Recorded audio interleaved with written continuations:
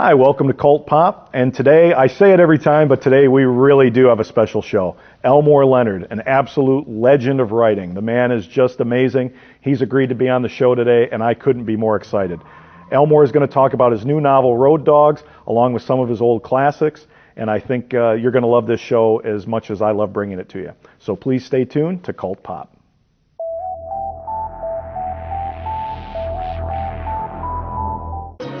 Education beyond high school, a path to opportunity and success, the key to building a better life. But for many, the challenges of paying for education beyond high school can keep the opportunity only a dream and out of reach.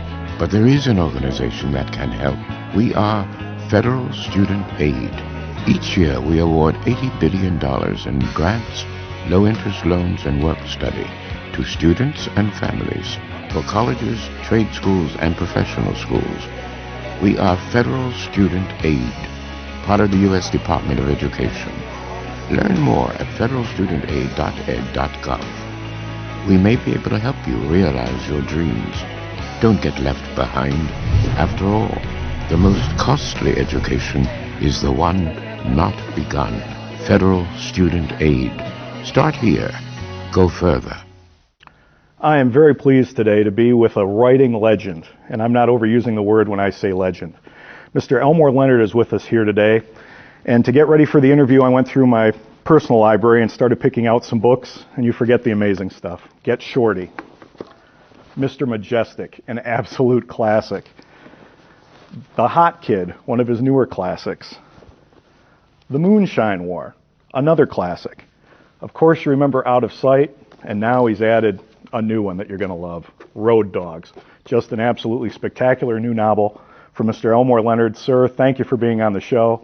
Well, as always, every novel of yours you hit out of the park, and Road Dog must have been a joy, and it's going to be a joy for your fans because it brings some of my favorite characters, and some of your probably favorite characters to write into this new novel, bringing them back. Jack Foley, back from Out of Sight. Yeah, I'm glad to hear your enthusiasm. Oh, I am just so pleased to have you on. And this book, just absolutely loved Road Dogs. Jack Foley, one of the greatest characters, in my opinion, that you've ever written. One of the greatest characters on screen. Jack's back. Why don't you tell us a little bit about Jack Foley coming back in Road Dogs? Well, I didn't have to worry about the fact that George Clooney played him in Out of Sight. I could think about that. I could see George Clooney and hear him when I was writing this book, and it worked. And you can't do that with everybody in Hollywood. But this really worked. And then I added Kundo Ray, who's from '83, a hustler, Cuban hustler. I had a lot of fun with him, and I was afraid, though, that he was killed in La Brava. Right. So I had to look it up. And he was shot in the chest 3 times. But no one said he was dead. So that gave me a chance to revive him. So I have a couple of emergency guys pick him up and take him to the hospital. And he's in a coma for a while, but he survives. So I've got him now. And then the third, Dawn Navarro. She has an affair with Kundo before he goes into prison. In fact, she tells him, she's a psychic, and she tells him, you're going to be arrested this year and you're going to go to prison. And he's skeptical about it, but he really goes for her. And he puts her in one of his homes. He does go to prison. He puts her in one of his homes while he's doing time. One of his homes on a canal in Venice, California, one's worth $4 million, the other's worth $2 million. And she's watching the homes for him for a couple thousand a month, I think. And then he becomes a road dog friend of Jack Foley. Jack Foley is a stand-up guy in prison. He and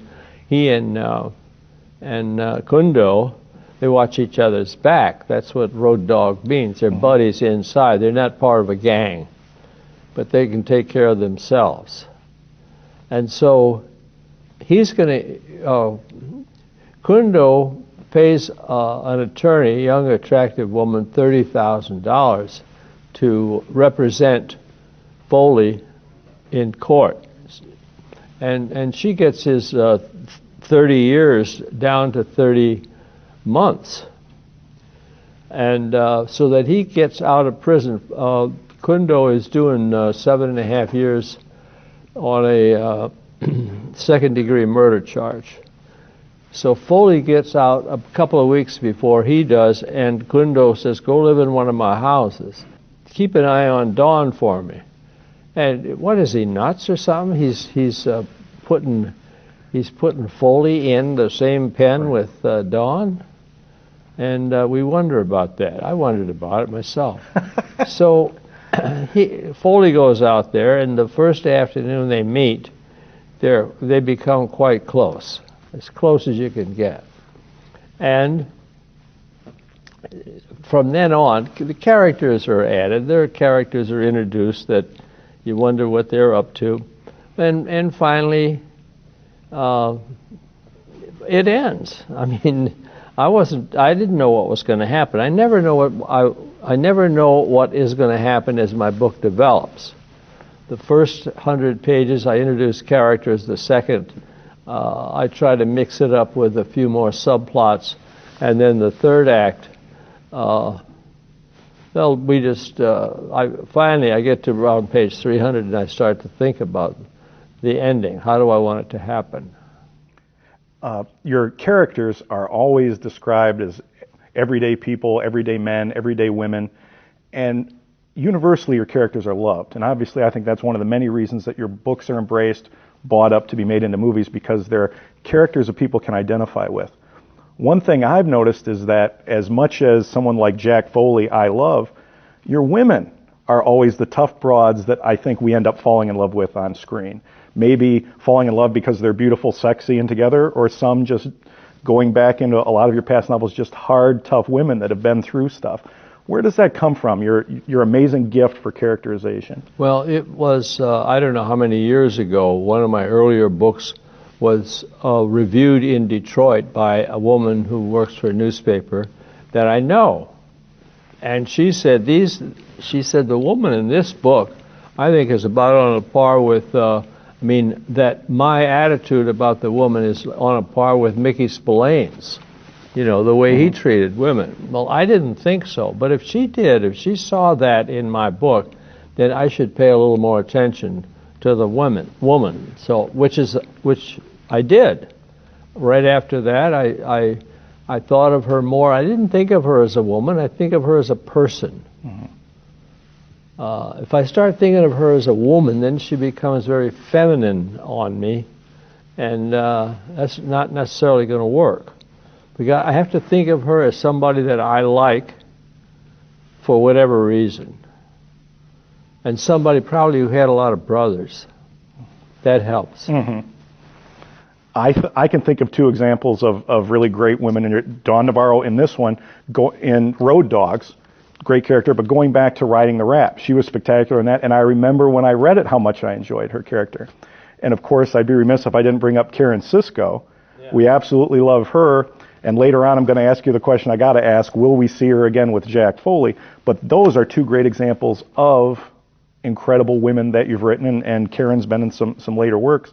But your men also, that brings me to a second part of the question, not just characterization, but when you get these people down so perfectly, when you get the words down, when you get your investigation into the linguistics that go into some of these people, the prison speak and stuff like that. I hear so many interviews with other people saying, oh, Leonard's got it spot on. He knows.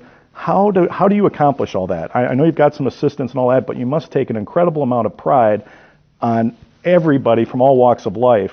When a book covers their turn of life, they say he's got it spot on. He's got the language down. He's got the mannerisms down. Obviously, you put your time in to getting this information down. Well, how does that come about? A lot of it is research that Greg Sutter brings to me. There can be an article, let's say, about inmates, convicts in a certain institution, and it just tells you, and then they're asked questions in the piece, and you hear how they talk. And Greg and I went to a prison in Broward County, Florida, for women, and talked to the women who volunteered to talk to us. And there they are, they're talking, you know, just make a few notes and you got it.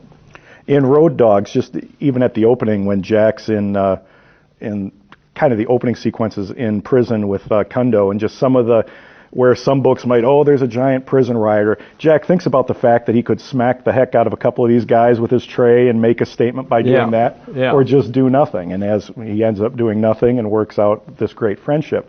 But just some of all your books, I just want to thank you, as I'm going to be a fan now, and just how the realism, the enjoyment.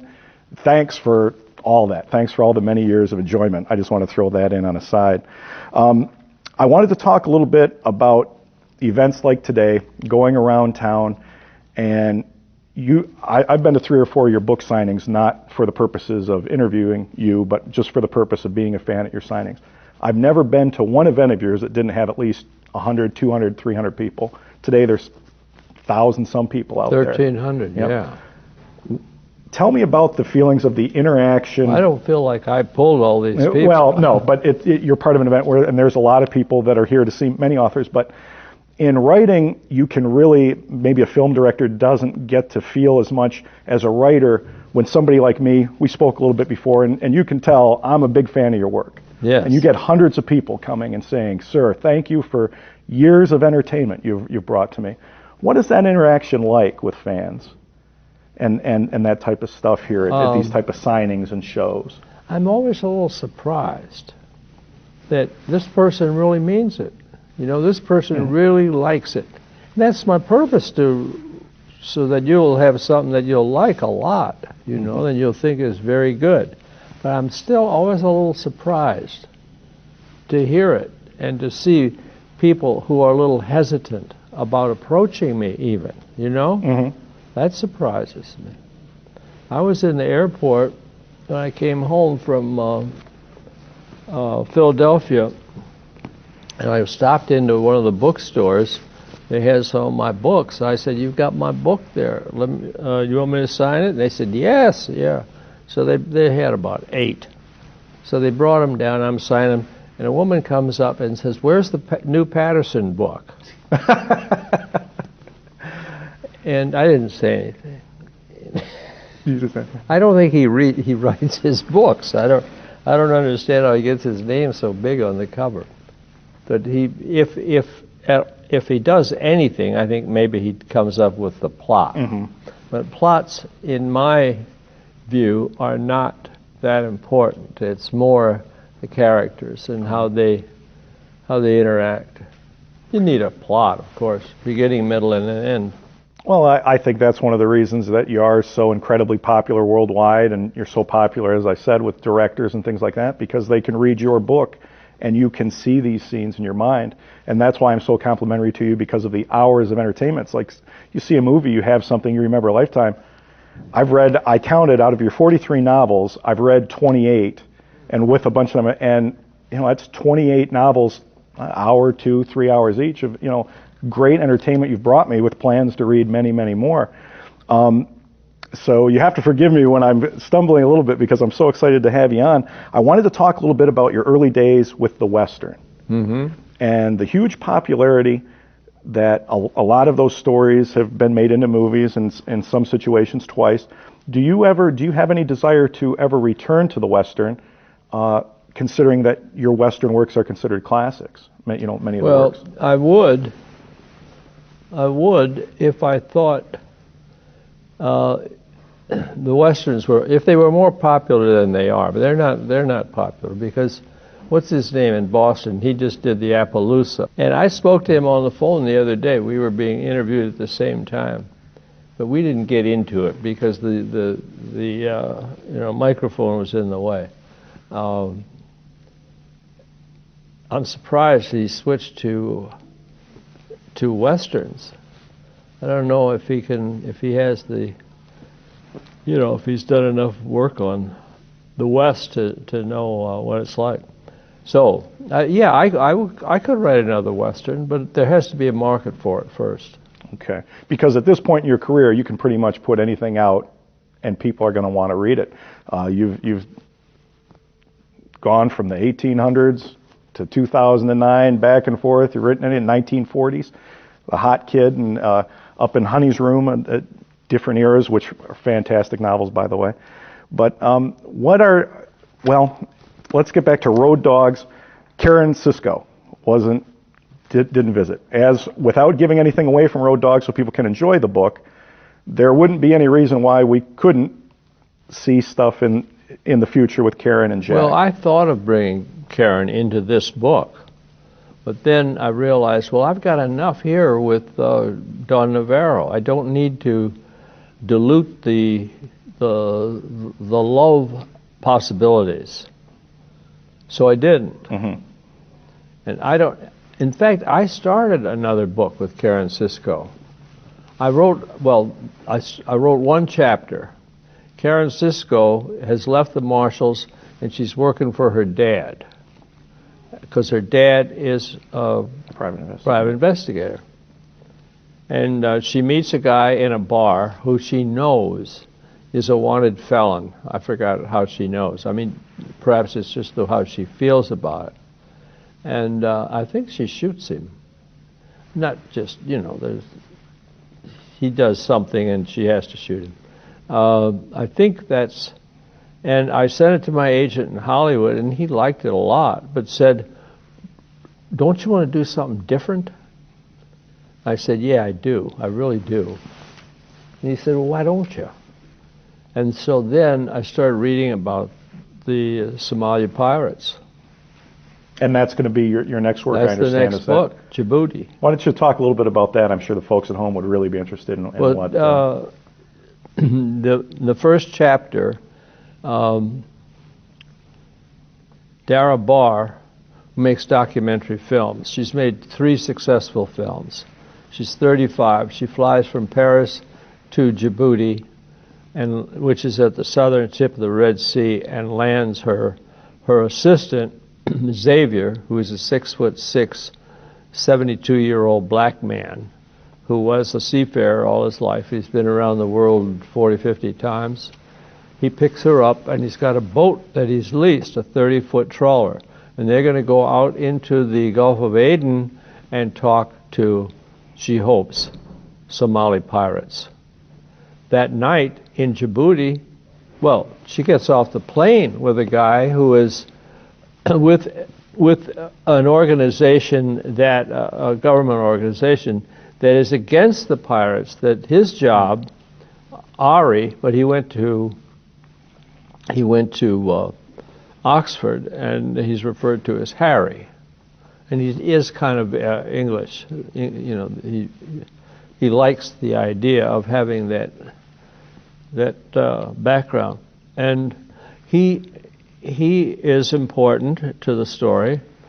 That night, Harry comes back, meets her in a bar, and she meets Idris Mohammed, who is a pirate. And Idris is in town with his Mercedes, and he's got several houses, and he's doing well, and he's a show-off, and she likes it, though, because he's having fun being a pirate and making a lot of money. So she's sympathetic to their cause, to their plight, the fact that they can't fish anymore. So then we meet other people. We'll meet other characters that are in the story. A super rich guy who is in his $2 million yacht sailing around the world with a model, fashion model that he picked up in Paris at a show. And he'll take her onto his yacht, and if she doesn't get sick or complain, he might marry her. She doesn't know. But she's a pretty savvy girl. She has an idea that he's in love with her, while to her, he's just mostly a bore. But a trophy, it sounds like. So we'll see what happens there. I don't know what's going to happen. Now, you mentioned earlier that when you write the books, it's the characterization, and you don't know necessarily how the book's going to end. So I assume you're at a point with this one, you don't know where it's... Yeah, 140 pages. And now we're getting into Al-Qaeda stuff. There are a couple of characters who probably work for Al-Qaeda who are planning something, and there's a big 1,000-foot natural gas ship that, what are they going to use it for? These two guys were crewmen on that. Were taken off by Harry, and Harry questions them. I don't want to get too much into the plot because really that's we won't get too carried away for the people, but that sounds fantastic, and it sounds, knowing how your characters come about, it's going to be a page turner we can't put down. We've got a little bit of time left, and while we do, I was thinking of something, because I've been asked before to people, I've always recommended your stuff, and I've kept a great deal of your books at my house, so people will ask me, if you were going to recommend, some of his books to start with, what would you recommend? And my favorite of yours is an obscure one, Unknown Man number 89, was the first book of yours I've ever read. Absolutely loved it. And then we go from there. I love Get Shorty and The Hot Kid, which is a newer one of yours I absolutely love, Out of Sight. What I was curious, if somebody asked you, Elmore, where should I start? I want to start some of your books. What are some of your favorites? What are some of the old, besides, of course, Road Dogs, which you're going to want to pick up, and just absolutely love. Well, what are some of your old classics? The ones you mentioned, I like a lot. I like Freaky Deaky. Oh, yeah, that's a great one. And Glitz, right? Glitz. Yeah. I was writing that book, and I was talking to my agent in Hollywood, and I said, I don't know what to call this. I said, I'm using Boardwalk right now, but that just sits there. And he says, well, you'll think of something with a lot of glitz and pizzazz. And I said, that's it. That's the same way where I called my Italian publisher for something. I forgot what. And I was trying to think of a title for a book that took place for part of it was in Italy. And she answered the phone and said, Pronto. And I said, that's it. and she didn't think much of it as a title. But I thought it was perfect. Well, you have just dozens and dozens of books, 43 at this point, apparently. And I'd be remiss if I didn't. Another one of my all-time favorites, Mr. Majestic. Yeah. That's a classic. Unknown Man, number 89, in fact, is so beloved by me and some of my friends that my old paperback copy got read so many times, it was just, I couldn't even bring it here today because it looks so weathered, because of 5 or 6 friends have borrowed it. I've read it twice. We've got some copies of it from England that are really good. Mm-hmm. They're trade paperbacks, good illustration.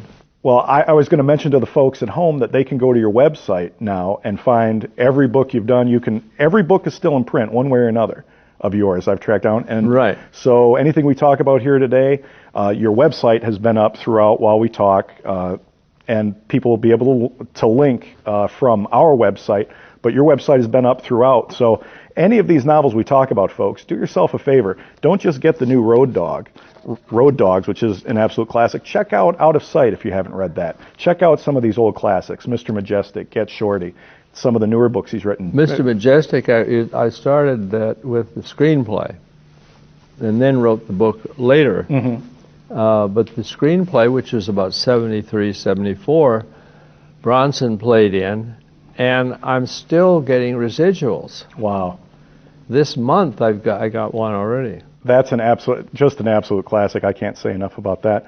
But sir, I wanted to say one last thing. We've got a couple minutes left. It must be an exciting time for you now, because you also get to share some of the joy and enjoyment of writing with your son. Yeah. Your son's also now got some books out. He's enjoying a great deal of success, and he's getting a lot of accolades too. That must bring you a lot of pride. Yeah, he's researching. He finished his 3rd book, sent it to his publisher, and he's researching his 4th book, set in Germany.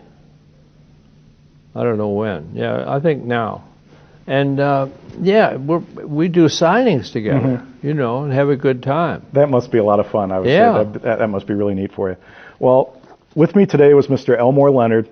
Sir, it's been an absolute thrill to have you on the show. It's really, you are one of my all-time favorite authors. I just am pleased as heck to have you here today, and I want to thank you for taking the time to be on the show today. Thank you Thanks, very Jim. much. So once again, Road Dogs, Leonard. Folks, you're going to want to go out right now, go to your favorite bookstore, independent bookstore, big chain bookstore, pick it up, and also visit his website and take a look at some of the other novels. If you're not familiar with some of his past work, do yourself a favor and pick up some of that stuff. Good. Do you want to say No, anything I else? said good. Good. And I want to thank you folks so much for watching the show today. And I also want to remind you that if you're interested in watching the show again, go to the website, www.cult-pop.com. You can rewatch the entire episode or link up to Mr. Leonard's website or many of the other previous authors we've had on. Thanks again for watching, and we'll see you next time. As a parent, I know one of the most important times to be with your children is when they aren't feeling well. That's when the love and comfort of a family is essential to a child's well-being. For many families, there's a place they can go to find the support they need. Ronald McDonald House Charities programs provide that supportive environment so families can be together while their children are dealing with serious illnesses and undergoing treatment. It's a home away from home for families in need, giving them more time for hugs, kisses, and quiet moments together. You can volunteer your time at a local Ronald McDonald House and help a family in need by cooking a meal or hosting a movie night. You can also drop your extra change in an RMHC canister. These contributions, both large and small, help more than 10,000 families every day. Proof that a little help goes a long way. Today is a great day for all of us to show our support and help give families in need more time together. To find out how you can get involved in your community, visit rmhc.org.